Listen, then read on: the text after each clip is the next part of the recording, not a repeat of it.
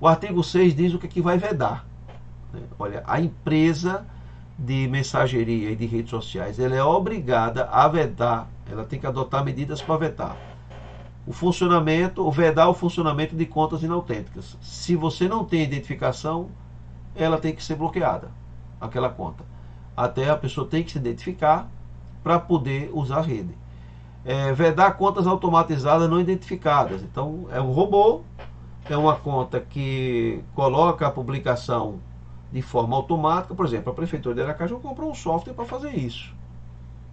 A conta que for criada, essa lei já diz, olha, essa conta tem que se identificar, que é da Prefeitura de Aracaju, é uma conta que está sendo automatizada para mandar informações da Prefeitura. Tá? Por exemplo, identificar o conteúdo de impulsionamento publicitário, cujo pagamento pela distribuição foi realizado ao provedor de redes sociais. Então, se alguém pagou, veja bem, que essas informações que a empresa está colocando aqui, não necessariamente são informações que vão ser públicas. A empresa tem que ter essa informação guardada, certo? E muita coisa tem que avisar para o usuário. Aqui determina, olha, o usuário tem que saber, por exemplo, a gente vai ver aqui mais na frente, que a empresa, o usuário tem o direito de saber que as informações que eles estão recebendo, de onde veio, certo? Então, aqui nesse caso, ele identifica que todo o conteúdo é impulsionado pela cidade, cujo pagamento pela distribuição foi realizado ao provedor. As vedações desse CAPT não implicarão em restrição à manifestação artística, intelectual, a conteúdo satírico, religioso. Isso aí são questões que estão protegidas já pela Constituição Federal, que a lei não interfere, certo? As medidas de identificação de conteúdo impulsionado e publicitário que se trata esse artigo devem ser disponibilizadas de maneira destacada aos usuários e mantidos, inclusive, quando esse conteúdo ou mensagem for compartilhado, encaminhado ou repassado de qualquer maneira. Então, se chegar para mim um conteúdo que foi impulsionado por alguém que pagou para isso, ou uma propaganda que foi impulsionada, seja política, seja o que for, vai ter lá uma identificaçãozinha nessa mensagem, e mesmo que eu encaminhe para outra pessoa, que não é a mensagem que veio direto, mas eu gostei e repassei aquilo para frente, quem for receber também vai ter lá a identificação que aquilo foi um conteúdo impulsionado, que não foi um conteúdo que começou naturalmente e foi divulgado de forma natural, né, vamos dizer assim. Então aqui eu destaquei alguns que eu achei importante e vou fazer ressalva sobre alguns. Provedor de redes sociais e de serviços de mensageria privada deve viabilizar tecnicamente medidas para identificar contas que apresentem movimentação incompatível com a capacidade humana. O que é isso? Ele está colocando como regra aqui para a rede social, porque muita gente bota lá, cria uma conta como se fosse uma pessoa, não identifica para o provedor que aquilo é um robô e simplesmente começa a publicar aleatoriamente o que for, e aí todo mundo acha que é uma pessoa que está mandando ali, e na verdade não é, é um robô. Então ele obriga aí de alguma forma que as empresas tentem identificar quais são as contas que não foram declaradas como robô, mas que são robôs. É muito, por exemplo, ninguém de forma humana consegue botar uma mensagem a cada 2 segundos. Não dá tempo nem de se escrever a mensagem. Então a empresa consegue detectar isso aí. Detectando, já tenta bloquear. Caso o provedor identifique, vai questionar quem é o usuário ou identificar para poder ele continuar utilizando, identificar que aquilo é um robô. Ela vai ter que ser identificada. O provedor de redes sociais e de serviços de mensageria privada desenvolverão políticas de uso que limitem o número de contas controladas pelo usuário, pelo mesmo usuário. Então aí está limitando quantas contas o usuário pode ter. Veja bem, esse já tem uma certa restrição. Não quer dizer que... Por que o usuário não pode ter um número de contas muito grande? O que é que impede? O que é que tem de errado nisso? A gente não pode confundir a lei para que a lei não seja um obstáculo em uma tecnologia, certo? Se já está identificado quem é o usuário, o que é que impede que eu tenha 1000 contas? Mesmo até para eu poder dar like em mim mesmo, né? Para poder me promover, mas promover pode ser uma propaganda comercial, pode ser de algum produto que eu quero vender também, pode ser de alguma ideia que eu tenho, que eu quero difundir.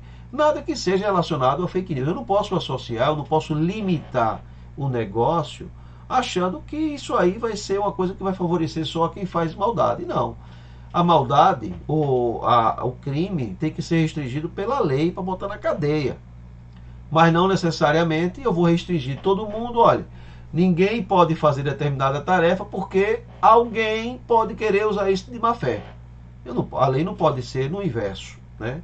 Eu tenho que abrir para que todo mundo use de forma livre. Porém, porém eu tenho que dar a condição que se alguém usar aquilo de forma errada, eu consiga bloquear, tá? Eu consigo identificar e penalizar ou julgar quem fez isso. No cadastro das contas, aí vem.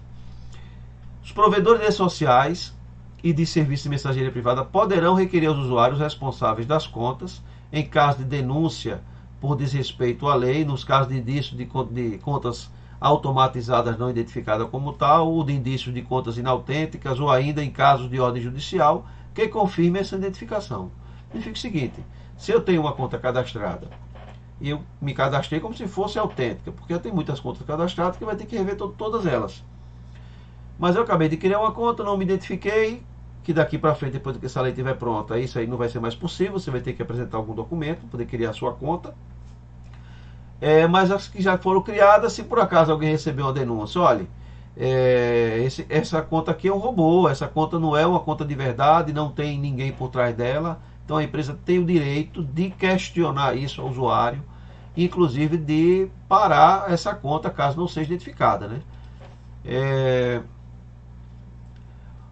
Os provedores de redes sociais e de serviços de mensageria privada, que é o WhatsApp ou o Telegram, deverão desenvolver medidas técnicas para detectar fraude no cadastro.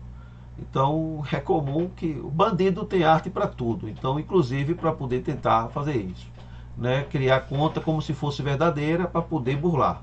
Então, ele bota aqui que o provedor tem que arranjar alguma forma de tentar identificar isso aí.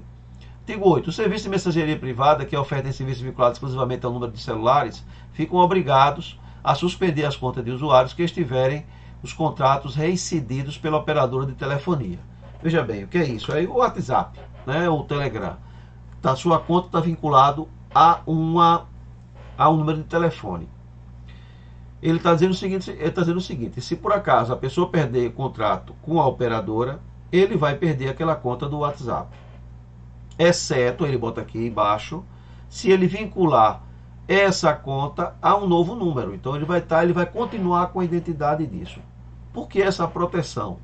Essa proteção é para evitar que, se você tinha um número, parou de usar esse número, o cara conseguiu descobrir, você não tem mais o contrato, ele vai pegar aquele número seu e vai começar a usar aquela conta como se fosse sua, e como não tem identidade, não tem vínculo com ninguém, ele pode usar essa conta de forma criminosa. E isso é muito comum da gente receber mensagens aí, ou ligações de números. Só tem uma ressalva a esse ponto, que ele bota aqui como obrigação, aqui olha, para cumprimento desse CAPT, o serviço de mensageria privada, quer dizer, o WhatsApp, por exemplo, deverão solicitar o número do objeto de contrato reincidido às operadoras de telefonia. Poxa, isso aí vai ser impossível fazer. Repare, toda hora eu vou ter que estar consultando, o WhatsApp tem que estar consultando a Oi, a TIM, a Vivo, para saber se aquele número ainda existe. Isso aí não é inviável, isso é inviável. Poderia até fazer o inverso. O que é isso? A operadora fica com a obrigação de comunicar a determinadas empresas, por lei, ou botar no portal dele lá, que todo contrato que foi reincidido ele vai publicar. Aí entra a questão de sigilo, questão de... Aí é umas coisas que eu, sinceramente, não sei a legalidade disso aí. É porque eu cancelei meu contrato e aí todo mundo fica sabendo, ou a empresa vai ficar sabendo que eu cancelei aquele contrato e vai pegar e bloquear o meu WhatsApp, por exemplo. Isso aí, pelo menos a inversão disso aí, porque não vai funcionar. A empresa de mensageria está perguntando à operadora. Então, a operadora, na verdade, é que poderia estar dizendo: olha, o contrato do telefone e tal foi cancelado, esse número não existe mais. E aí a empresa tipo WhatsApp é que vai fazer as considerações e vai cancelar isso aí. Bom, do serviço de mensageria privada. Então, os provedores de serviço de mensageria privada devem estabelecer políticas de uso destinados a... Esse é o artigo que eu não concordo, né? Eu até entendo antes de que não se tinha a lei, que não se tinha a lei, de você limitar a quantidade de mensagens que podem ser repassadas ou a quantidade de pessoas que tem no grupo, para evitar que uma proliferação de fake news, porque você não tinha um controle. Mas no momento, a partir do momento que você já tem, a empresa já tem a obrigação de identificar as origens, não tem por que eu mudar no modelo de negócio. Essa tecnologia de mandar mensagem, de você poder criar grupo, de você criar lista de transmissões, isso aí é uma tecnologia, uma técnica nova. Você não tem que limitar isso. Não tem por que limitar isso. Para que você vai limitar a quantidade de lista de discussões que eu vou estar envolvido? Ou que eu tenho? Ou que bote para que as pessoas, por padrão, não aceitem participar de grupo. Então, essa lei eu não vejo necessidade disso, já que você já tem identificação do usuário. Se alguém cometer um crime, vai estar identificado quem foi que começou aquela lista que mandou para todo mundo. Não concordo com isso, não tem porquê. Isso aí você está mexendo já com o negócio da empresa, com o crescimento da tecnologia. Pô, seria ótimo se eu pudesse mandar uma mensagem aqui, um planeta todo recebesse. Vai chegar o ponto que de repente aconteça isso. Ah, não, não pode. Não pode por quê? É um produto, é um serviço, é uma ideia, é uma inovação. Então não vejo necessidade mais disso aí, desse controle de WhatsApp. Se a pessoa quiser de repente não participar de grupo, ele vai lá e sai do grupo, ou tem a possibilidade dele sair, dele aceitar. De repente até, como ele bota aqui, desabilitar por padrão a autorização para a inclusão de grupos em lista de transmissão ou mecanismo equivalente de encaminhamento de mensagem de múltiplo destinatário. Quer dizer, já por padrão já está negado que você vai querer participar. Bom, isso aí eu acharia que era melhor perguntar na instalação. Você aceita que as pessoas lhe cadastrem em grupos ou quer que lhe perguntem antes? Por quê? Por que eu digo isso? Por exemplo, eu sou um pré-candidato a vereador. E essas redes me dão um poder que eu não tenho, para quem não tem dinheiro, por exemplo, de eu criar minhas listas em cima dos meus usuários que eu tenho lá, dos meus colegas, meus amigos, para poder mandar essas informações à vontade.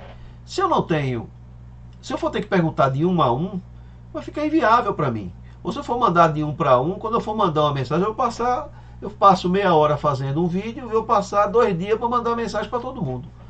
Então isso é um recurso interessante que dá liberdade para as pessoas poderem conversar, de poder participar de grupos. Eu acho que não devia ter esse limite. Isso é uma decisão da empresa, é comercial. O item 10. O serviço de mensageria privada deve guardar o registro de envio de mensagens vinculadas e encaminhadas em massa pelo prazo de 3 meses. Interessante isso aí. Isso aí para quê? Para que você, caso tenha algum problema, você saiba para quantas pessoas passou esse conteúdo, para que se por acaso a pessoa falar alguma coisa que seja prejudicial à imagem de alguém, tipo um fake news, tem como se resgatar e saber o histórico do andamento dessa mensagem, até para você poder fazer a defesa e remandar para essas pessoas a sua defesa, para as pessoas que receberam essa mensagem e leram, certo? Então não vejo problema nenhum. Isso aqui é até bom que se tenha, porque você tem que ter o cadastro. Eu estou passando aqui alguns, porque também não dá para falar de tudo, porque eu não vi nenhuma importância nisso aí. O acesso de registro somente poderá ocorrer com o objetivo de responsabilizar pelo encaminhamento em massa de conteúdo ilícito, certo? O acesso a esses registros não é público, é o que ele está dizendo aqui. Caso for detectado um ato criminoso, uma mensagem criminosa ou um conteúdo ilícito, por ordem judicial, pode-se pedir esse registro à empresa, e a empresa tem que ter isso guardado para repassar, tá? Então é isso que fala aí. Não vejo, você vê, já está no artigo 11, já vai chegar no artigo 11, e até então a gente não viu nada que restringisse conteúdo das pessoas, etc.